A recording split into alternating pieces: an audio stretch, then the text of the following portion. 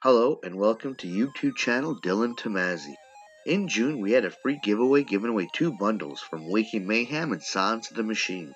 I would like to thank everybody who put their name in the contest, and we already contacted the winners. And I would like to thank Waking Mayhem and Silence of the Machine for volunteering for their newest album. In a few months, we'll have another big giveaway, so please stay tuned. Tomazzi Entertainment showcasing Edmonton's exciting new bands, interviewing musicians and finding out what makes them tick.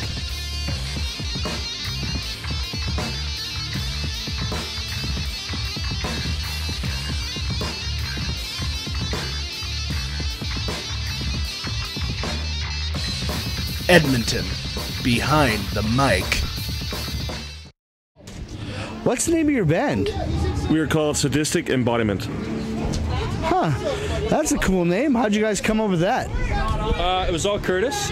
He was coming up with names. He was our original lyricist. He writes most of the lyrics of the band, and he came up with that name. He can probably explain where it came from. Yeah, so the title of the band is Sadistic Embodiment, and essentially it's about mankind as a general, not necessarily individuals, but any kind of form of sadism and as being horrible people or animals or any form of that. That's just good lyrics for death metal, essentially. Absolutely. Yeah. Love it. Was there a name before that you almost catched on or you almost chose? Yeah, a couple ideas. I originally wanted to call the band Rhythmic Ceremonial Ritual, which just means to dance. It was actually from Back to the Future, so it's kind of nerdy. But it was when Doc grabs a flyer and goes, "Oh look, a rhythmic ceremonial ritual," and it's the Enchantment Under the Sea dance. But anyway, this is much cooler, so we'll go with that. Okay. Do you guys have any albums out? Yeah, actually, we just released our first EP on March 30th. Everything's done ourselves, which we're really proud of. We've got 4 songs on there, self-titled. It's available on pretty much any streaming device that you can think of: iTunes, Amazon, Spotify, anything you can think of. Yeah, everything that's out there. We also have a CD baby as well, which is pretty cool. So everything's digital. We didn't release any physical CDs this year. Maybe next time, but everything's going digital, so we're trying to stay with the times. I will quickly mention, though, that it was mixed and mastered by Justin Bender.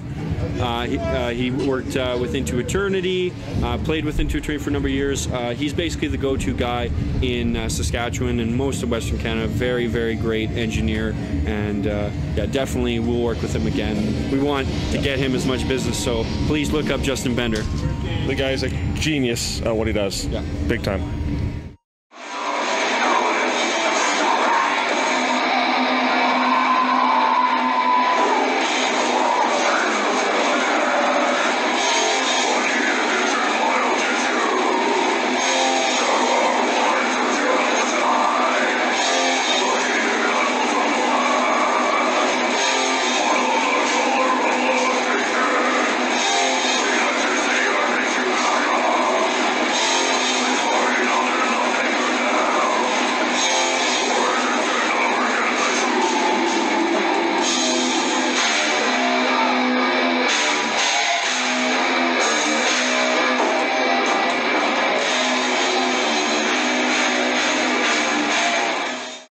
How long have you been a band for? This band? How long is this band? Essentially, I want to say that Helgi and I started rehearsing the first couple songs of this band about a year ago, and then the formation came with then Jason joining, and we started writing some more, and then we grabbed Curtis, and then I was able to snafu Nate here from my other band, Lucifer Project, and so. In total, I'd say we've probably only been a band for maybe 6 months, and then like as a full unit, and then we just got right to it. We finished 4 songs, and we said, well, let's start recording immediately. So we recorded with Jason at our studio and got everything done right away. And then, yeah, we got it sent to Justin, mix and master. Then I got my fiance to do the artwork. Her name is Danica Challen, amazing artist and graphic designer. And it all came together really fast, so we're really proud of our progress so far. Yeah. What inspired this album? Maybe based on the artwork, perhaps. So the name Sadistic Embodiment, I described earlier, the artwork shows maybe a modern example of what a sadistic embodiment may be, and in this case it was perhaps Harvey Weinstein. And the album cover shows a fat, disgusting bastard, and he's got this woman floating. She's kind of represented as being helpless, perhaps, and it's kind of showing how being preyed upon, being preyed upon of sorts. And so the name sadistic embodiment can be applied to many different things in this case. So that was our So we want to say that we're not promoting that sort of behavior, but we know that this is the world we live in. It's a reflection of the society that we live in, and it's very ugly most of the time, and it's important to talk about those things and bring to light those things, because life is not all sunshine and rainbows. So we definitely talk about a lot of grotesque and unfortunate events that happen, because it's therapeutic, it's cathartic for ourselves and anybody who's experienced similar things. So all your songs tell a story? Yeah. All the songs are taken from world events, taken from historical events, and from accounts of people that have done dastardly deeds. We tried to stay as factual as we can with each piece. True to form. We want to go away from fiction and share some of these legends, myths, and stories that have happened in our society and make it into a creative presentation. The more we can do this, the more we can ensure that not only we can keep up creativity within the music as far as lyrics go, and then we can always have more going on musically as well. That's driving. If we know something that happened that is true or factual, it's always going to drive us further. It inspires us. Instead of running into a wall or a block of some kind, That's basically it for.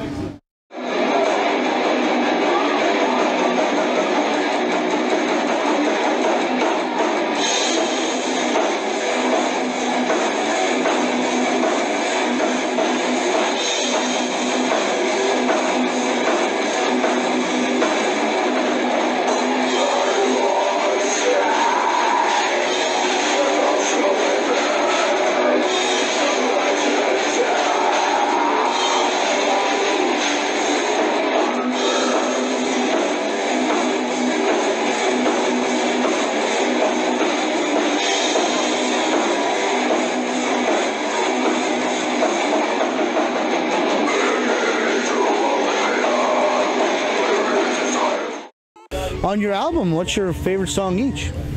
Oh, that's good. That's a tough one. For me, because I recorded every single one of them, I'm going to be biased and say every single one. Being behind the board, so to speak, in terms, I found that I had a lot of control when it comes to how the music was progressed. As I'm working with some amazing musicians, it's been a long time coming for me to actually say that. These guys put their heart, their blood, their sweat, their tears into everything they did. And yeah, for me, I can't even pick one song off the album. It's every single one, because every single one's got a special meaning to me, just seeing how much energy and like soul they put into it. And I'm like super proud to be with these guys, and like, man, I can't wait to start recording the next one, which is going to happen pretty soon. So I'm going to have to say, and I love what he said because I feel the same way, but I'm going to have to say the opening track, Gluttonous Perversion, it's about Harvey Weinstein. I just thought it was like a really good capture of what we're trying to go for. We want to be groovy and heavy, but we also want to be fast and brutal. It's got a ripping solo by Helgi over here. Really great lyrical content. It takes you all over the place, ups and downs, and it's got some really heavy, slow parts, and it's kind of got the whole mixture of what we're trying to go for. So that would be my favorite.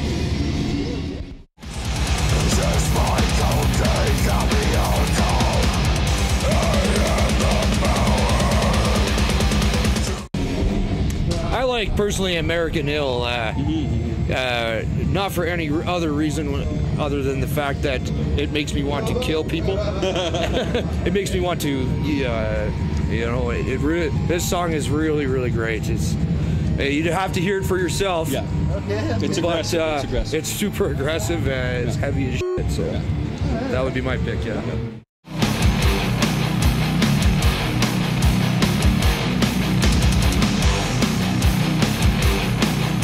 Thanks. Self-Perpetuating Collapse Syndrome is one of my favorite songs. It starts out super heavy, very simplistic, and then gets into a fast-paced section where the guitars really speed up and the vocals get into a more like dynamic phase where they're much more larger and up and down.